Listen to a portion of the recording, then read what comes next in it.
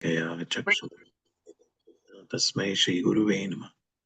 Shri Chaitanya Manobishtam Sthapitam Yena Bhutale Swayam Rupa Kadamayam Dadati Swapadantikam Vandeham Shri Guru Shri Utapadakamalam Shri Gurun Vaishnavamscha Shri Rupam Sagrajatam Sahagana Raghunathanvitam Tam Sajivam Sadvaitam Savadutam Parijana Sahitam Krishna Chaitanya Devam Shri Radha Krishna Padan Sahagana Lalita Shri Vishakhanvitamscha हे कृष्णा करुणा सिंधु दीन बंधु जगतपते गोपेश गोपिका कांत राधा कांत नमोस्तुते तप्त कांचन गौरांगी राधे वृंदावनेश्वरी वृषभानुसुते देवी प्रणमामि हरिप्रिये वाञ्छाकल्पतरुभ्यश्च कृपा सिन्धुभ्यैव च पतितानां पावनेभ्यो वैष्णवेभ्यो नमो नमः जय श्री कृष्ण चैतन्य प्रभु नित्यानंद श्री अद्वैत गदाधर श्रीवासादि गौर भक्तवृंद हरे कृष्णा कृष्णा कृष्णा हरे हरे हरे राम राम राम हरे हरे नमो विष्णुपादाय कृष्ण पृष्ठाय भूतले श्रीमते भक्तिवेदांत स्वामी निति नामिने नमस्ते सारस्वते देवे गौरवाणी प्रचारिणे निर्विशेष शून्यवादी पाश्चात्य देशतारिणे मूकं करोति वाचालं पंगुं लंघयते गिरिं यत्कृपादां श्री गुरु दीन धारणं परमानंद माधवं श्री चैतन्यमीश्वरं नमो विष्णुपादाय कृष्णपृष्ठाय भूतले श्रीमते जयपताक स्वामिनिधि नामिने नमाचार्य पादाय निधाय कृपा प्रदायिने गौरकथाधामदाय नगरगमः. So Hare Krishna everybody once again. So we are discussing fourth canto and we have reached fifth chapter. Can somebody confirm if the screen is visible? Yes, Prabhu, it's visible. Yes, Prabhu. Okay. So we are reading or discussing the wonderful pastimes of Lord Shiva and Mother Sati. And there are so many lessons to learn from this pastime. Actually in Srimad Bhagavatam, everything is so much. There is nothing in the Srimad Bhagavatam where we cannot learn which to make progress in our spiritual life. So this pastime is really full of wonderful learnings. We have seen in last couple of sessions by Shankapani Prabhu and then Ranjana Radha Mataji, then Divya Mataji. There were so many lessons we have learned so far in this story. So first chapter of Canto 4 describes the genealogical table of the daughters of Manu. And mainly the Manu and Shatrupa had three daughters, Akuti, Devahuti, and Prasuti. So we had in third canto, we had the teachings of Lord Kapila. So there we saw that Devahuti, how she was married to Kardamuni, and Lord was so pleased by Kardamuni's austerity that he took birth in by the womb of Mother Devahuti. And we had almost so many chapters of third canto where the wonderful teachings of Lord Kapila are described. So Manu and Shatrupa's second daughter Akuti was married to Prajapati Ruchi, and Prasuti, the third daughter, was married to Prajapati Daksha. So Prajapati Daksha is the son of Brahma. And Daksha gave birth to 16 daughters. Along with them, there was Sati was one of the daughters.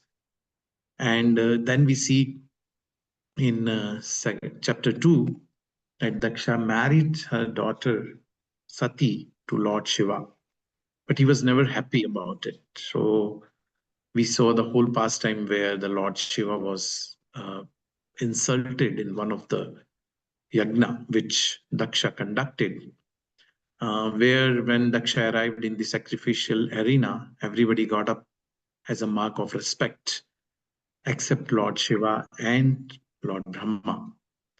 And this somehow didn't go well with Daksha, and because in his mind he was thinking that Shiva is his son-in-law, not realizing the exalted position of Lord Shiva. He just took it as a material designation, being a father-in-law, without understanding the real position of Lord Shiva. So he spoke many insulting, humiliating words to Lord Shiva, and which did not go well with many of the followers of Lord Shiva. But somehow Shiva told nobody to react, and Shiva displayed we already discussed this in our sessions, that Shiva is the Vaishnava Nam Yathashando. He is the greatest Vaishnava. So he displayed the high standard of uh, Vaishnavachar. And due to all this insult of Daksha to Lord Shiva, there were a lot of, not so pleasant things happened. Daksha cursed Shiva not to take part of the oblation offered in the sacrifice. As a retaliation, Nandishvara cursed Daksha and Brahmanas there, that they will become materially greedy. And further retaliation, Bhragu Rishi cursed the followers of Lord Shiva, that they will become more jnanavadis rather than getting the essence of scripture. So all this cursing and counter cursing, whatever, spoiled the whole sacrifice. So then, but the thing is that enviousness of Daksha did not stop there, and it continued further. So Daksha organized another big yagna, and he invited everybody in the whole creation except Lord Shiva and Mother Sati. And we had seen Ranjana Radha Mataji had very nicely explained the conversation between Lord Shiva and Mother Sati, where Mother Sati, seeing the lot of denizens are going to, attend the big homa which is arranged by Daksha, his father, her father. So she gets really tempted, and she gives various reasons. We had discussed that a person doesn't need to get invitation from his father, and many reasons she gives. And Lord Shiva actually tells Mother Sati that not to go, because he knows the intention behind not sending invitation to Shiva and Mother Sati. But due to her affection to Lord Shiva, to Father Daksha, Mother Sati insists to go, and finally Lord Shiva permits Mother Sati, and but Lord Shiva is knower of everything. He knows what's going to happen, but still, he he allows. And Divya Mataji last week had told very wonderful story about one of the reasons behind Sati going there, that wonderful pastimes of how Mother Sati tested Lord Rama when Lord Rama was, in the forest, and Mother Sita was abducted by Ravana. At that point of time, Rama was crying like an ordinary person. And with there, Lord Shiva and Mother Sati passes from there, and Mother Sati starts getting doubtful that how Supreme Lord, who has come as Lord Sri Ram, can lament like an ordinary person for his wife, like a hand-packed husband. So she goes and disguises himself as Mother Sati, and Mother Sita, and tried to test Lord Ram. And Lord Ram, as soon as he sees Mother Sati and the form of Sita, he immediately offers his respectful, uh, you know, respects to Mother Sati. And he asks, how come you have come without Lord Shiva today. And this basically feels very, Mother Sati feels very ashamed on her act, and and Lord Shiva at that point of itself, he rejects Mother Sati, because he says, I look Mother Sita in you. So anyway, that was a story Divya Mataji told last week, very as a connection. But anyway, this is not in there in Bhagavatam. That is in Ramcharitmanas. So Mother Sati then reaches father's sacrifice. We saw in chapter 4. She was not received properly, and she also observed that Lord Shiva was not offered any oblation in the sacrifice. She felt very humiliated, and she basically tells his father Daksha that he is doing a big mistake, and she actually says that, since you are my father, I cannot kill you. I'll kill myself. And she self-immolates himself by her yogic powers. So that creates a big mess in sacrificial arena. And followers of Dakshas in the leadership of Bhrigu Rishi. Bhrigu Rishi creates some of the demigods who fight with Lord Shiva's followers, who basically becomes very agitated after seeing Mother Sati, self-immolating herself. So they fight, and then, but this thing are, followers of Lord Shiva's were not thrown away, written the wrong word, chased away. So they were being chased away from that place. So this is where the chapter 4 ends. So now this chapter 5 is actually a very small chapter, and it continues with the story of what happened after the Mother Sati's self-immolation. And this chapter does not have much purports of by Srila Prabhupada. Actually, hardly one or two shloka Prabhupada has given purports in this chapter, because it's a continuation of story. So the chapter names is Frustration of the Sacrifice of Daksha. So we'll see how the story further unfolds. Lord Shiva comes to know, and he creates a demon, Veerbhadra, and how this Veerbhadra goes, and he creates destruction. And how the Veerbhadra is doing the destruction, all that is given in detail in this chapter. So let's discuss very quickly. In the chapter starts with Lord Shiva getting the news of Mother Sati's self-immolation from Narad Muni, and how his followers were chased away by Ribhus, who are the devatas which are created by Bhrigu Rishi. And Lord Shiva becomes very angry.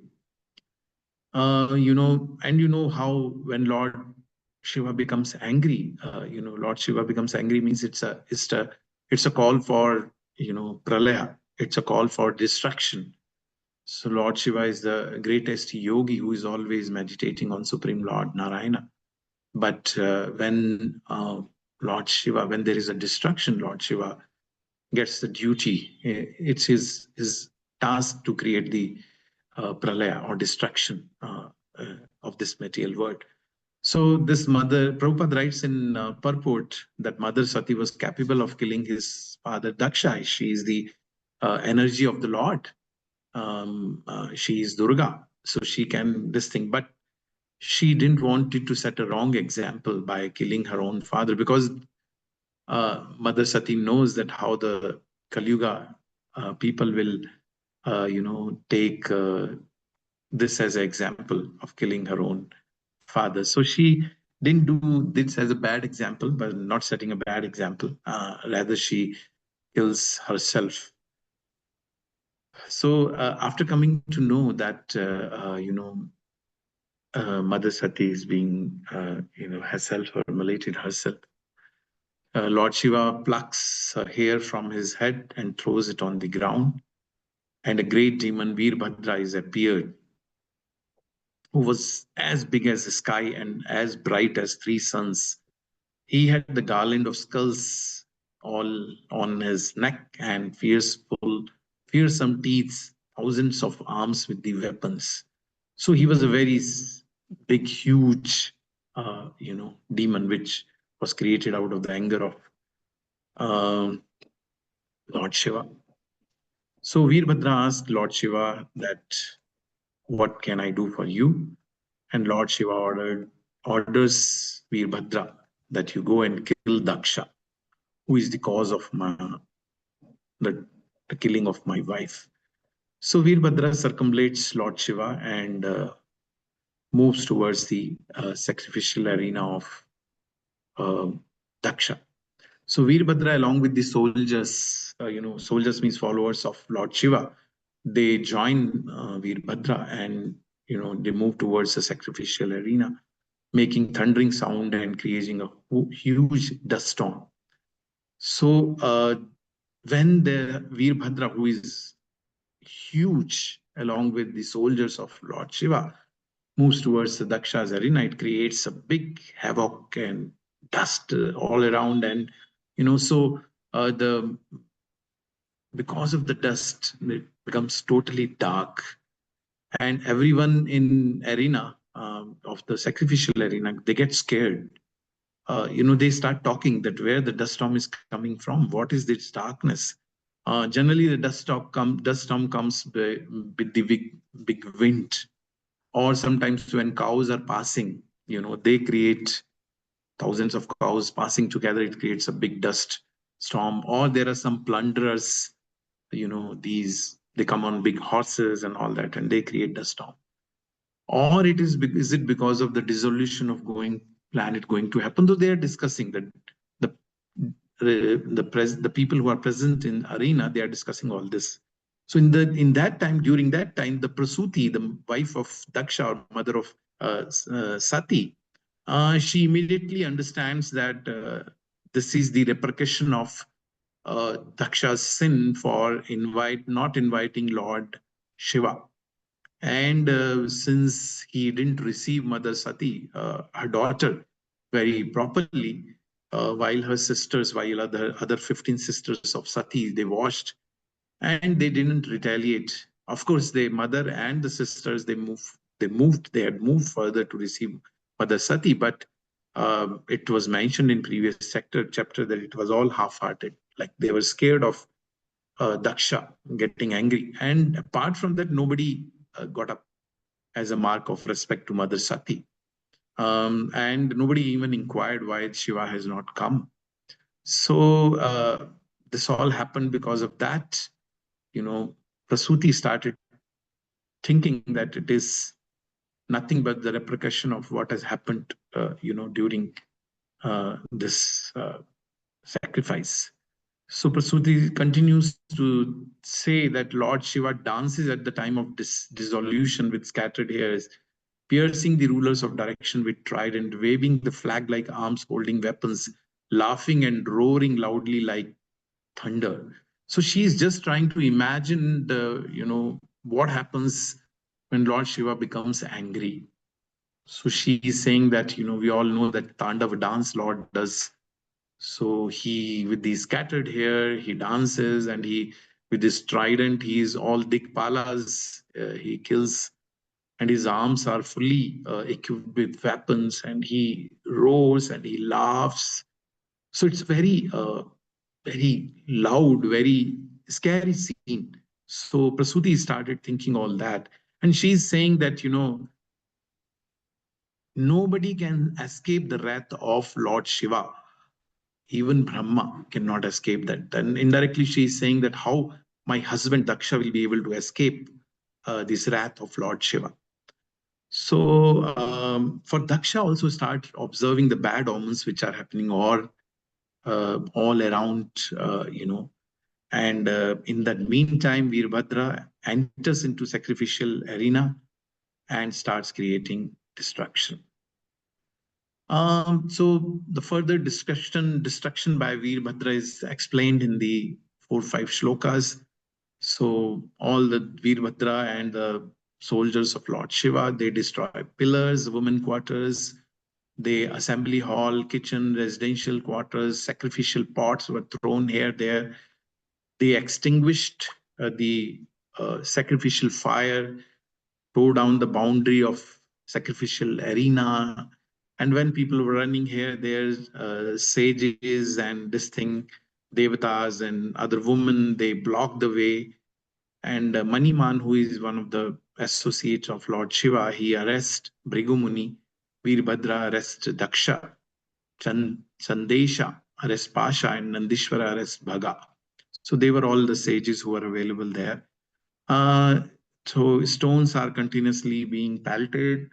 All the priests and others, they start running here. They're fearing for their life.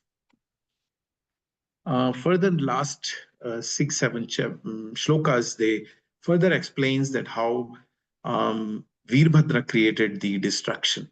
So Veerbhadra tore off the mustache of Bhrigu Muni, who smiled, showing his mustache during Shiva's insult. So Bhrigu Muni, when Daksha was insulting Lord Shiva in the previous sacrifice, so that time Bhrigu Muni was touching his, smiling by making an action on his mustache. So Veerbhadra tore it off. Bhaga, who was another sage, he encouraged Daksha by the movement of his eyebrows. So Veerbhadra plucked the eyes of Bhaga. Pusha was, his teeth were broken because he smiled when Shiva's insult was going on.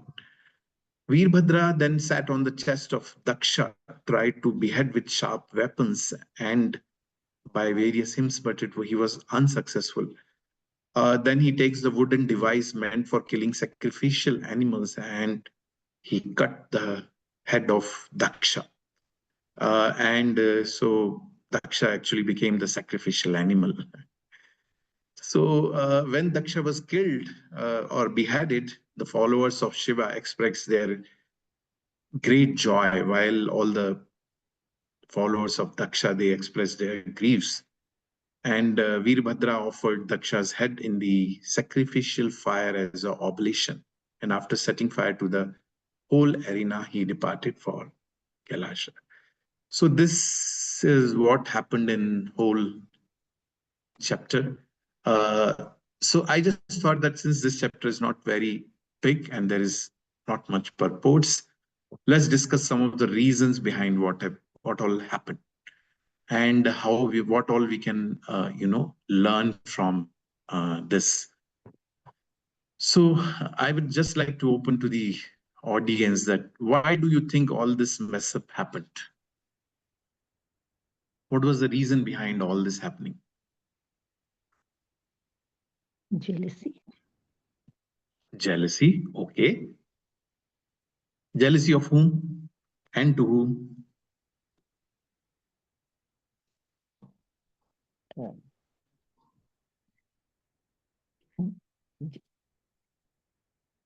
Sorry, I'm not able to hear. Yeah, sorry, go ahead, Mataji.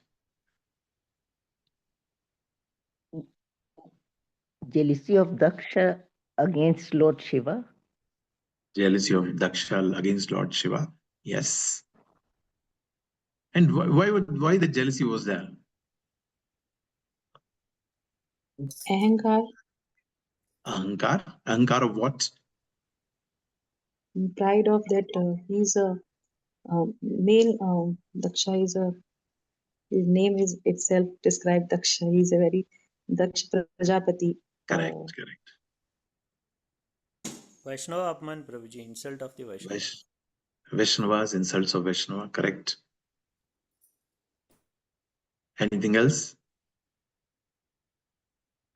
So we see this, how all these, anarthas, which are ahankar, enviousness, fault finding in others, doing Vaishnava Prad, what can it lead to? Of course, this story will continue and we'll see the wonderful learnings in next chapter itself where Brahma will come and meet Shiva and finally, I think Daksha will also get life back by getting a head of a goat. But the point is that, just because a small feeling of enviousness because of the ahankar, what Daksha had, led And to so Prabhuji, much.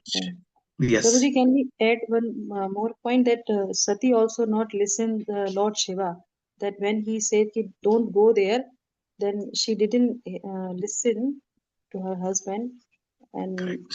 after that this all happened. Correct. That is also one of the reason. Yes. So Mother Sati didn't listen this thing.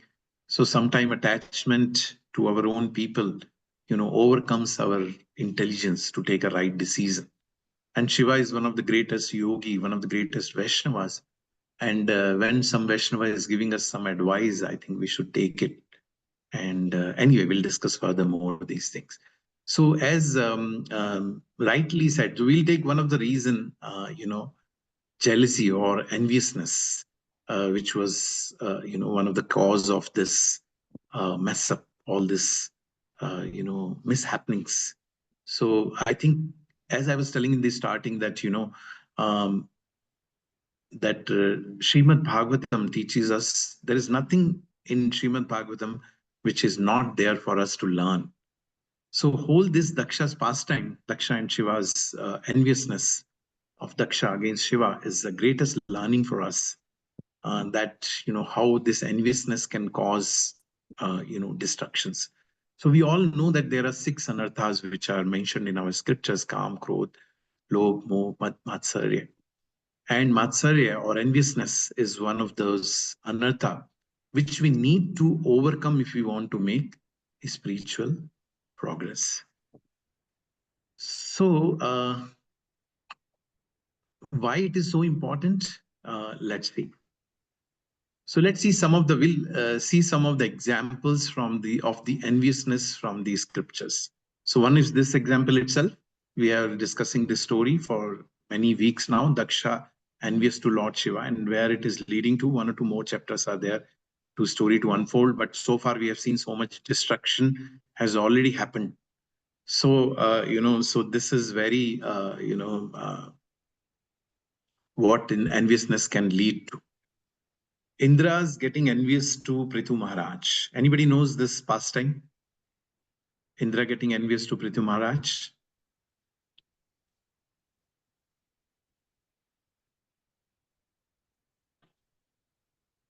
No one knows? So Prithu Maharaj was, a great devotee of the Lord. And anyway, we'll not go into the story of Prithu Maharaj because it's going to come in this canto only further down. Story of Prithu Maharaj in 4th canto. So Prithu Maharaj was doing the Ashwamedh Yagna, and he had done 99 yagnas. But he was doing the yagnas for the pleasure of Lord Vishnu, Lord Narayana, not for the his own basically own gratification. So when he is doing 99 yagnas he has done, Indra becomes very perturbed. So Indra's another name of Indra is Shrit Kritu, means Shatkritu, means who has done 100 sacrificial, 100 Ashwamedh Yagna. So anybody who does 100 Ashwamedh Yagna becomes eligible to take up the post of Indra. So Indra, when he saw that Prithu Maharaj is doing Ashwamedh Yagnas, 100th Ashwamedh Yagna, he becomes very disturbed because he starts seeing his chair in danger, right? Like we see the politicians, no, as soon as they will see, okay, his chair is in danger, they will start doing some putting others down. So Indra, although he's a devotee of the Lord, but he became envious to Prithu Maharaj.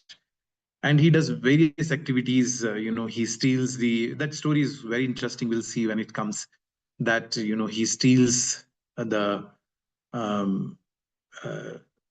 Ashwa or the horse, and then he in a disguise as a sadhu, and so and ultimately then Brahma had to come and pacify. Prithu Maharaj first sends his sons, and there is a fight, and a lot of things happen there. And then at last Brahma comes and tells Prithu Maharaj that you are not doing. Indra and Prithu Maharaj, he satisfies both of them, and then so the point is that enviousness, there also enviousness leads to a big mess. From Chaitanya Mahaprabhu's pastime, there are very many interesting stories. There is a story about Amogha. Amogha was the son of Sarvabhaum Bhattacharya, who was the chief priest of Jagannath Puri temple at the time of Lord Chaitanya. So when Lord Chaitanya came first time, then to Jagannath Puri, Sarvabhaum Bhattacharya mistook Lord Chaitanya as an ordinary sannyasi, and he takes him to his home, and it's a big pastime. And then Lord Sarvabhaum Bhattacharya gives the knowledge of Vedantas to Lord Chaitanya for 7 days. And after that, he asked Chaitanya, Lord Chaitanya, that are you able to understand? And, then Lord Chaitanya gives the interpretation of Vedanta. And after that, Sarvabhaum Bhattacharya becomes the follower of Chaitanya Mahaprabhu. So later part, when Lord Chaitanya, Lord Sarvabhaum Bhattacharya invites Lord Chaitanya to his house for prasadam. At that point of time, Amogha, who was the son-in-law of Sarvabhaum Bhattacharya, he was actually envious to Lord Chaitanya. And he says that, oh, he's a sannyasi, and look how he's eating like a ordinary grasta, and he's eating too much. Like that, he offends Lord Chaitanya. And Sarvabhaum Bhattacharya and his wife, when they see that Amogha is, offending Lord Chaitanya, they basically, they become very upset, and they shoo him away from there. But Lord Chaitanya immediately he takes this thing that that I should not eat. I think people are talking about it, so I will not eat much. And Sarvabhaum Bhattacharya and his wife, they become very upset with that Lord Chaitanya is not eating properly. So they curse their son that let my daughter become widow, and this kind of son-in-law is not is of no use to us. But Lord Chaitanya says, no, we should not say like that for your son-in-law. It's okay. And I think he's doing the right thing. So Lord Chaitanya takes it very positively. But Amogha, what happens is that next day, Amogha gets cholera. And his situation becomes so serious that he is about to die. And Sarvabhaum Bhattacharya and his wife, they don't even go to see him. But Lord Chaitanya comes to know that Amogha is about to leave. So then Lord Chaitanya goes to Amogha's house, and he basically touches Amogha, and he says that, why your heart is full of so much enviousness. You please remove all your enviousness, and you are son-in-law of a great devotee, Sarvabhaum Bhattacharya. So like that, Lord purifies Amogha, and then Amogha immediately gets up and gets purified. So this is also one of the pastime which we see in Lord Chaitanya's Chaitanya Charitamrita. It comes. Then we have the pastimes of Ramachandra Puri, who is again envious to Lord Chaitanya. So Ramachandra Puri actually is the disciple of Madhavendra Puri. And Ishwar Puri and Ramachandra Puri, they were like god brothers. And Ishwar Puri, as you all know, becomes the guru of Lord Chaitanya. So this Ramachandra Puri was, by personality, he was a fault-finding, person. So, and how this led to his fall down, we'll see that.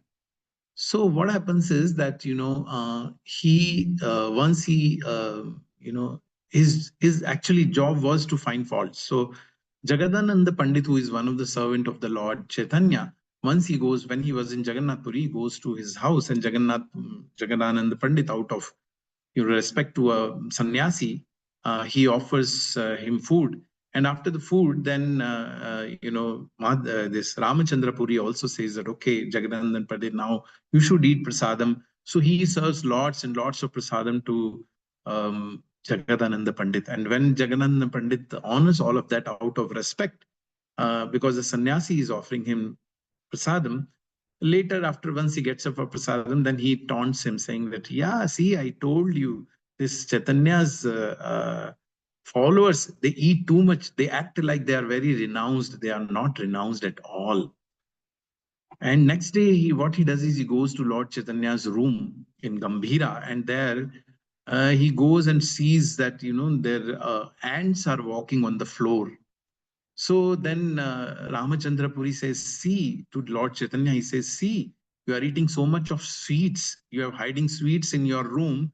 Otherwise, why these ants are roaming in your this thing? That means you are eating secretly, you are eating in your room, and to the whole world you are showing you are a sannyasi. So you are a pretender, like that, he says. And Ramachandra Puri, because, Lord Chaitanya, because he thinks that Ramachandra Puri is the um, god brother of his guru, out of respect, he falls at his feet and he says, yeah, I think you are right. I should not eat so much food. I should not eat sweets. So that day only he declares that I will not eat anything to any house. I will not eat, and I will eat only simple food and all that. Because what was happening is that Lord Chaitanya was getting invitation from various devotees to eat in their house. So Lord Chaitanya initially, the Chaitanya Charitamrita says that Lord Chaitanya didn't want to go to devotees' house to have prasadam because he was a sannyasi, so it will not set a right precedence. So Lord Chaitanya just for months together he didn't do, but then devotees, they kept on insisting. So then Lord Chaitanya started going to devotees' house, but that didn't go well with many of his, like we saw Amoga and Ramachandra Puri as well. So this made all the devotees, when Lord Chaitanya declared that he will not eat in any devotee's house, and so all devotees became very upset. And then later stages, what happened is that Ramachandra Puri, he when Madhavendra Puri, his guru, Ramachandra Puri's guru, was about to leave his body, Ramachandra Puri went there. And that time, Madhavendra Puri was in ecstasy. He was remembering, crying, and remembering the Supreme Lord Sri Krishna before leaving his body. But Ramachandra Puri, he told to his guru that, why you are crying like an ordinary man at the time of leaving the body? You should somehow meditate on the impersonal Brahman. And all this he tells to his guru. And Madhavendra Puri becomes very upset. And he curses him that, you go away from here, and, I don't want to see your face. And because of that, Ramchandra Puri, he leaves that place. And later it is mentioned in Chaitanya Charitamrita that he falls down from the spiritual path as well. On the other hand, Ishwar Puri, he very humbly he serves his spiritual master Madhavendra Puri. So, and so this pastime teaches us that, when we do offenses or when we have enviousness to others, this can lead to our self-destruction. Another famous story of Chitraketu, King Chitraketu in Srimad Bhagavatam, where the Chitraketu does not, King Chitraketu does not have a child, and he marries many wives, but he does not beget a child. So once Angira Muni comes there and he requests Angira Muni to bless him with the child.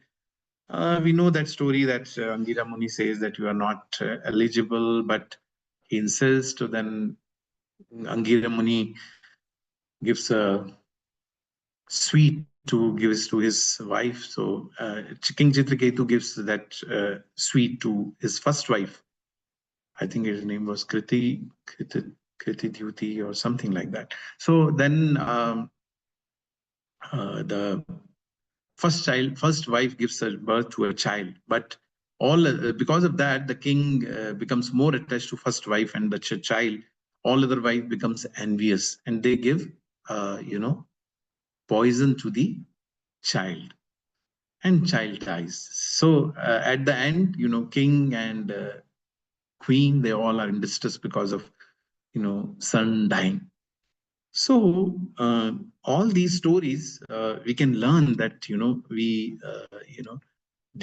enviousness does not lead us anywhere. Enviousness is actually harmful for us, and it is also harmful for others as well. So why it is important to understand, overcome this enviousness, specifically on the spiritual path? Because if we want to understand the spiritual knowledge, we have to go away our enviousness. Otherwise, the real knowledge is not revealed to us. And what's the proof of this? Bhagavad Gita 9.1, Lord Krishna says, Idam tute guhyat tamam pravakshyami anasuyave jan jnanam vijnanam sahitam yagat gyatva mokshase ashubhat. Which means Lord is saying that, my dear Arjuna, you are never envious to me. I shall impart to you this most secret wisdom, knowing which you shall be relieved of the miseries of material existence. So one of the qualification of Arjuna to get knowledge is that he is non-envious. So Krishna is saying, because you are non-envious, this knowledge is revealed to you. Another example of this is Srimad Bhagavatam itself. First canto, first chapter, second shloka of Srimad Bhagavatam itself, it says, that dharma projita kaitav atra paramo nirmatsaranam satam. Vedyam vastavam atra vastu shivadam tapatrayo namulanam Srimad Bhagavate Mahamuni krite kimva parer ishvaraha sadyo hridi avrudyate atra kritibhi shushubhis tat kshanat. So, dharma prochita kaitavo atra paramo nirmatsaranam satam. So, what this Bhagavad Puran is doing is projit kaitava. So, all lower dharmas, all religious activities are completely rejected in Srimad Bhagavatam, and it is revealed to whom? Nirmatsaranam satam, who are pure at heart and who are nirmatsaranam, who are non-envious. So if we want to understand the spiritual knowledge of Srimad Bhagavatam, in the starting of the Srimad Bhagavatam itself, it is being told that we have to be nirmatsara. We have to be without enviousness. We have to be pure at heart. So how can heart be pure if we are, having jealousy, having enviousness to others? So this enviousness is a big hurdle in our progress to our spiritual life. So why it is being told in the starting of the Srimad Bhagavatam? Because in spiritual world, there is no enviousness. See, Kam, Krodh, Lobh, Moh, Mad, Matsarya, they are there in pure form in the spiritual world. And they are in pure form, they are available in, like Kama becomes love in spiritual world. Like that. So, greed becomes the desire to serve. Like that. So, but enviousness has no place in a spiritual world. And one of the reason for we in material world is enviousness to Krishna. We think that, as soon as when we are in spiritual world, we get this thought that why Krishna should only enjoy, why not me? As soon as that thought comes, we fall down to this material world. In this word, enviousness is there because here it is duality, here it is scarcity, here it is temporariness. But in spiritual world, there is no such thing. There is no scarcity of anything. There is no competition in the spiritual world. As there is a competition, spiritual competition, but that is without enviousness. In material world, our competition is full of jealousy. Even if we do, I remember nowadays we are not doing that very much. But in our temple, in initial days, we used to have a spiritual competition of various circles, who will do the big book distribution, more book distribution, and who will do the more deep dan. This Kartik month is going on for a couple of years. We used to go every day out on the road, to inspire people to do deep dan. We used to go to house, and there used to be a spiritual competition, which circle will do the highest deep dan, highest, souls will this thing. So spiritual competition is there, but we are so much conditioned that in spiritual competition also, we develop some enviousness. We feel envious. Oh, they are doing more because they are big. They are big circle. They are big this thing. They are like that. So we start looking some reason to find faultiness because of our enviousness. So in spiritual world, the focus is on to serve the Lord with full capacity. So there is no envy in that. There is only a desire to serve the Lord. So because of that, because the center of the activity is who? Krishna. So in the spiritual world, there is no enviousness. And that is also one of the reasons that we should overcome enviousness, is because if this enviousness is there within our heart, we will not get entry into the spiritual world. So in this material world, if we keep the Krishna as the center of our activities within our communities, also within our circle of influence, then also if the Krishna is the center of our activities, then we will never get the enviousness. At the moment, we get the enviousness because we are doing service also with a motivation of self gratification. If I am putting one nice dress to the Lord, then I am glorified. If I put nice garland to the Lord, I get glorified. That puja, la, pratishtha. So people will, when I give nice kirtan, people will appreciate me. And so that gives, because our mood of service is contaminated at the moment. And that's why we don't get the rasa in the service also. In the spiritual world, there is so much of rasa because people are serving the Lord without any motivation. Here we are serving with the material motivation. So again, if you want entry into spiritual world, we have to overcome enviousness. So there are certain examples which are given how the spiritual world, is in the interest of time. I'll quickly say that. So 3rd Canto, 15th chapter, 19th shloka. There it is mentioned that because in spiritual world, everything is spiritual, everything is live. So here, example is given that there are various flowers like Mandara, Kunda, Kurabaka, Utpala, Champaka, Punaga, Nagakesha. These are some of the names which are given in the Bhagavatam. They are full of transcendental fragrance. They are very colorful. They are very, fragrant. So, but as soon as they see the austerities performed by Tulsi, so Tulsi is very simple in front of all other beautiful flowers who are giving good fragrance, good colorful look. But they give preference to the Tulsi. And when the Lord is first garlanded with Tulsi, because seeing the austerity of Tulsi in color wise is just green or maybe sometimes black. And even if you see the flower of Tulsi, which are like Manjari, they are very simple, either in green in color or sometimes little violet, and that's all, nothing much this thing. But all the other flowers, they understand the position of Tulsi Maharani, and they they take step back, and Lord is first offered the Tulsi garland.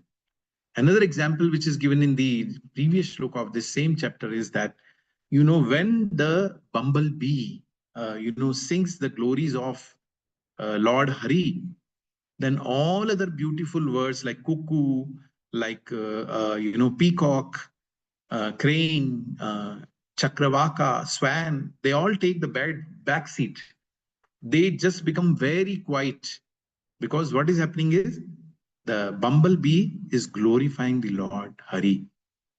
Bumblebee actually is buzzing also is not very musical as compared to cuckoo or peacock and swan. They sing, and then they so their voice is so what do you say, heart heart fulfilling, but they also take the back seat. So what do we understand? That in spiritual world, the mood is who can serve the Lord best without getting any enviousness. So what are some of the reasons of enviousness? Actually, enviousness means that we are observing some good quality in others. Good quality means a person may be rich, so he's a very rich person. Some person may be very skillful, so we may have, he's a very skillful person. But the problem becomes is that we bring some kind of superiority and inferiority complex in that. See, actually, we are observing some good quality. So what we can do is we can appreciate that good quality. But what we think is, sometime out of superiority complex, we start thinking, I can do this seva better. I can do this task better. Or sometimes we have inferiority. Oh, see, Krishna has made them like this. We are like that. We are fallen. We can't do anything anyway. So like either some kind of superiority or inferiority complex. The center is what? I. So when the center will be I, as we were discussing, Ahankar was there in Daksha. So that I was the cause of enviousness. So either we have superiority complex or we have inferiority complex. It just created complex only. It makes the situation complex. So I becomes the center. Krishna is not the center. So again, it leads to enviousness. And the other thing, one thing is that we don't see Krishna's hands in others' material or spiritual progress. So we become envious for sometimes for their looks. They look very good. They sing very well. They do other services very well, and we become envious of that. So what in that case, what we are doing is we are again seeing you and me. The center is me and the other person. Where is center? Where is Krishna in picture? See, within this material world, nothing happens without the sanction of the Lord. So if a person is getting, either due to some karmic reaction, he is getting some good wealth or good look or good education or good family, or he's able to do services spiritually, feel he's able to do.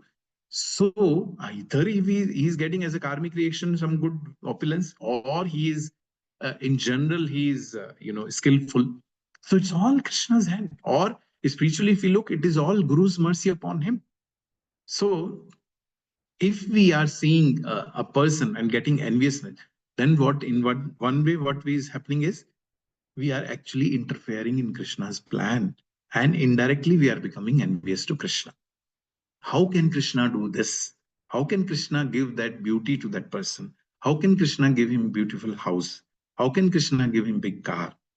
So we may not say that, but indirectly, because if we are a devotee, we see Krishna's hand in everything. But if we are getting envious to somebody else, then indirectly we are becoming envious to Krishna. And that is harmful for our spiritual progress. So what we should do is, we should see Krishna's hands in other person's opulence and be happy. And when we become happy seeing the other's opulence, Krishna becomes happy. Chaitanya Charitamrita is full of examples like this, where one specific devotee gets the blessings of Lord Chaitanya, and all other devotees around, they say, Hari, Hari, they become happy. They become, actually, they become helpful for anybody who is not, getting the mercy of the Lord. They all somehow think, we know the story of King Pratap Rudra. When Pratap Rudra was, Lord Chaitanya told that he will not meet king because he is a materialistic person. All Ramanandraya, Swarup, Damodar, and all other devotees, they were just trying their best to say to Lord Chaitanya to meet, Pratap Rudra, because Pratap Rudra is a great devotee of Lord Chaitanya. But Lord still didn't agree. But then at the last, when in Rath Yatra time, when Lord Chaitanya was tired of dancing and he goes and sits in that garden, that time, other devotees help him to Lord King Pratap Rudra to come in an ordinary dress as a Vaishnava and presses the feet of Lord Chaitanya and sings Gopi Geet. And after hearing Gopi Geet, that Lord becomes